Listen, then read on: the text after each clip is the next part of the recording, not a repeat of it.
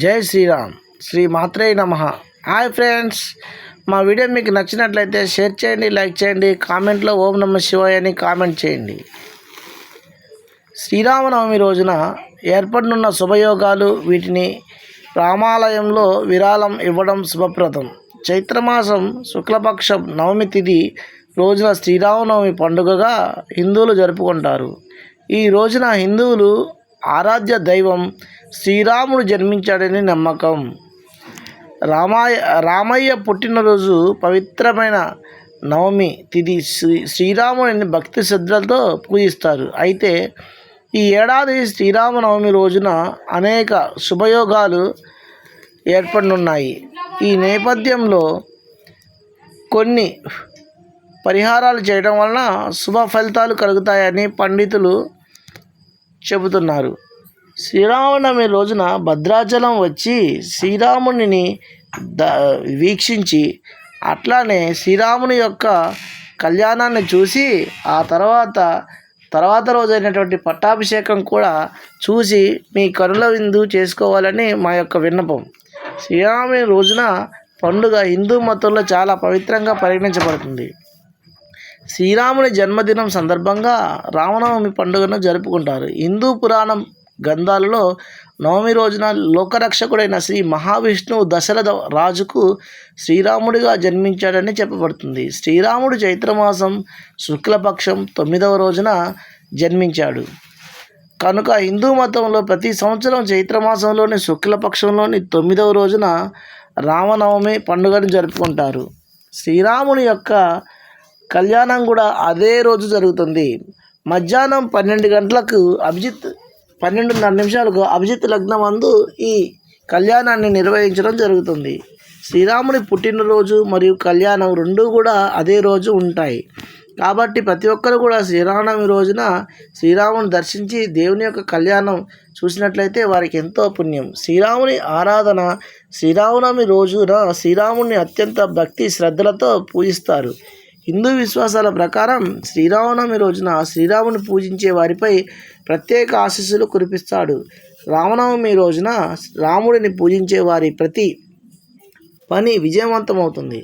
ఈ రోజున సీతారాముల కళ్యాణం కూడా జరిపిస్తారు. ఈ రోజున కొన్ని ప్రత్యేక చర్యలు కూడా తీసుకుంటారు.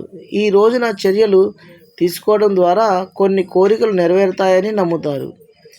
ఈసారి శ్రీరామనవమి నాడు కొన్ని శుభయోగాలు కూడా ఏర్పడనున్నాయి. అటువంటి పరిస్థితుల్లో ఈ శుభయోగాల గురించి ఈ రోజున తెలుసుకోవాల్సిన చర్యల గురించి మనం ఈ వీడియోలో తెలుసుకుందాం.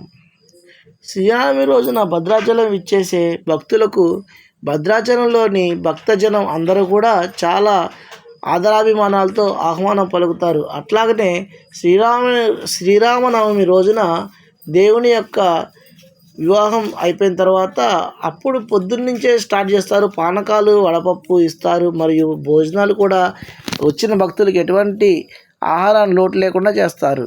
శ్రీరామనవమి ఎప్పుడు హిందూ క్యాలెండర్ ప్రకారం ఈ సంవత్సరం చైత్రమాసం శుక్లపక్ష నవమి తిథి ఏప్రిల్ 5 సాయంత్రం 7:27 ప్రారంభమవుతుంది. ఈ శుక్లపక్ష నవమి తిథి ఏప్రిల్ 6న సాయంత్రం 7:24 ముగుస్తుంది. దీనిని హిందూ మతం పుట్టిన తేదీగా పరిగణిస్తారు. అటువంటి పరిస్థితుల్లో ఉదయ తిథి ప్రకారం ఈసారి పవిత్రమైన శ్రీరామనవమి పండుగ ఏప్రిల్ 6న జరుపుకుంటారు. ఏ శుభయోగాలు ఏర్పడుతున్నాయంటే శ్రీరామనవమి రోజు ఆదివారం వచ్చింది. ఈరోజు పుష్యమి నక్షత్రం కనుక ఈ రోజున వీటిని కలయిక ఏర్పడుతున్నట్లు కనిపిస్తుంది. అంటే ఆదివారం రోజున రవి పుష్యయోగం ఏర్పడుతుంది. సర్వార్థ స్థితి సిద్ధి యోగం కూడా ఏర్పడుతుంది. దీంతోపాటు సులక్ష్మి యోగం, మాలవ్య రాజయోగం, బుధాదిత్య రాజయోగాలు కూడా శ్రీరామనవమి రోజున ఏర్పడనున్నాయి. కాబట్టి ప్రతి ఒక్కరు కూడా శ్రీరామనవమి రోజున ఈ యోగం ఏర్పడుతుంది. కాబట్టి ప్రతి ఒక్కరు నవమి రోజు పెళ్లిని చూడాలని కోరుకుంటున్నాను. శ్రీరామనవమి రోజున చేయవలసిన పరిహారాలు: శ్రీరామనవమి నాడు ఉదయం స్నానం చేసిన తర్వాత బాలకాండ చదవాలి. ఇలా చేయడం వలన రాముడు అన్ని కోరికలను నెరవేరుస్తాడు. శ్రీరామనవమి రోజున పొద్దున్నే లేచి ఈ ఈ రోజున 108 తులసి ఆకులపై రామనామం రాసి ఆ తులసి దళాలను మాల కట్టి శ్రీరాముడికి సమర్పించాలి. ఈ రోజున రామమందిరానికి 1.25 కిలోల పెసరపప్పు, బెల్లం విరాళంగా అందించండి. ఎందుకంటే వడపప్పు మరియు బెల్లం పానకం అందించడం ద్వారా వారి యొక్క ఎండ తీవ్రత నుంచి ఈ భక్తులను కాపాడేవారిని అవుతారు. అలాగే ప్రతి ఒక్క భక్తుడు కూడా ఇక్కడ దేవుడి పెళ్లి తర్వాత భోజనాన్ని స్వీకరించి వారి యొక్క ఆకలిని తీర్చుకోవచ్చు.